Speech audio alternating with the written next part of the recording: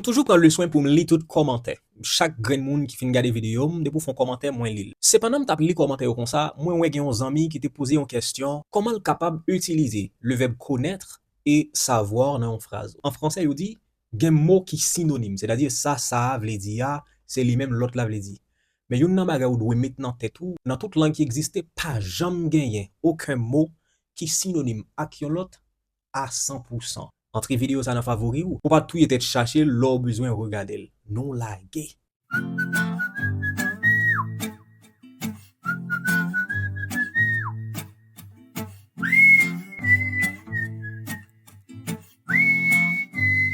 La différence entre le verbe savoir et connaître est l'une des différences les plus subtiles, voire même les plus importantes en français. Ces deux verbes, certainement, signifient to know in English, mais cependant, yo pas utilisé même genre. On nous quoi penser avec le verbe savoir. Le verbe savoir, c'est avoir appris quelque chose. C'est avoir une information, avoir une vérité, ou encore avoir une compétence, un fait précis dans sa mémoire. C'est le verbe savoir.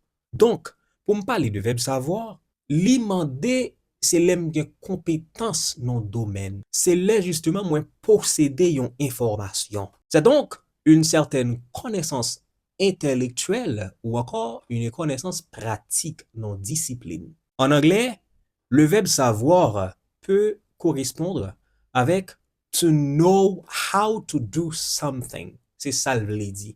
Par exemple, moi-même, m'kon parler anglais, m'ka dit I know how to speak English, qui veut dire en français je sais parler anglais. Donc, ça veut dire justement le verbe savoir, mais utiliser pour compétence que me gagne. Mais trois bagages ou doit connaître de savoir. Donc, savoir toujours suivi de un infinitif. Par exemple, je sais parler français, qui veut dire I know how to speak French. Ou bien, elle sait nager, qui veut dire she knows how to swim. Exprimer le savoir-faire ou encore une compétence. Le verbe savoir peut être suivi d'une proposition complète avec que, quand et puis où, etc. Par exemple, je sais que tu mens. En anglais, I know that you are lying. Deuxièmement, nous savons où il habite. We know where he lives. Troisièmement, tu sais quand il revient. Do you know when he is coming? Dans ce contexte, il exprime un fait que tu as appris ou encore un fait que tu as mémorisé. I know where he lives. M'konnais qui côté l'habiter. Je sais que tu mens. M'konnais que wabay menti. Donc, c'est le verbe savoir suivi d'une proposition complète. Troisièmement, le verbe savoir peut être suivi d'un nom ou d'un pronom interrogatif sans verbe. Par exemple, je ne sais rien. I don't know anything. Ou bien I know nothing. Par exemple, sais-tu pourquoi? Do you know why? Troisième exemple, je ne sais quoi faire. I don't know what to do. Donc là, le verbe savoir est suivi d'un nom ou encore un pronom interrogatif sans verbe. Ça, c'est trois critères, trois manières que mon ami, mon frère, ou capable d'utiliser le verbe savoir. On y a avancé pour verbe connaître. Le verbe connaître, c'est avoir une expérience personnelle, c'est avoir une certaine familiarité avec une personne, avec un lieu, avec une œuvre, etc. Autrement dit, eh bien, le verbe connaître, c'est quand on a une certaine expérience vécue avec quelque chose.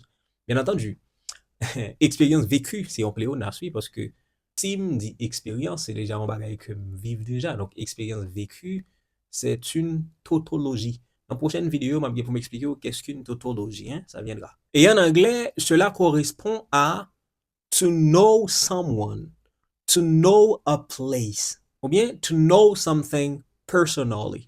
Songez en l'air, me dit savoir, c'est to know how to do something. Pourtant, connaître, c'est to know someone.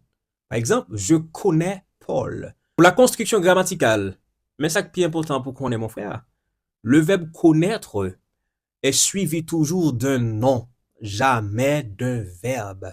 Je connais Marie. Maman Jésus, c'est pas Maman Jésus. Je connais Marie. I know Mary. Nous connaissons Paris. Moi-même, I know London. Je connais Londres. Ou bien, I know Manchester. Je connais, eh bien, Manchester. Ils connaissent bien ce livre. They know this book very well. Pas jamais dans citer un verbe après connaître, non là. Bon, mais ça doit connaître à la fin de cette vidéo. Le verbe savoir, ça renvoie à connaissance intellectuelle ou encore savoir-faire. Par exemple, et moi, je sais parler anglais. Par exemple, on compte parler anglais. Moi, je sais enseigner. Moi, qu'on enseigner. Le savoir-faire ou encore la connaissance intellectuelle. Et puis, connaître, nous l'utilisons pour parler d'une certaine familiarité ou encore une expérience vécue. M'espérer que je te réponds à une question là, m'espérer tout que vous joignez l'autre bagage supplémentaire. Comme d'habitude, après chaque leçon, toujours quitter un petit exercice, une manière pour moi, dans quelle dimension que vous avez bien compris, dans quelle dimension que vous avez bien saisi la leçon, mais petit exercice pour faire. Là, est-ce que c'est savoir ou bien connaître? À vous.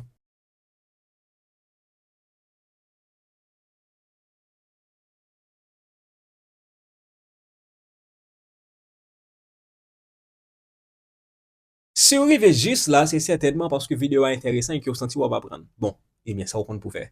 Follow, partager, repost, mais surtout, entrez dans favori pour pas casser tête leurs besoins, regarder vidéo encore. Salut, I'm out.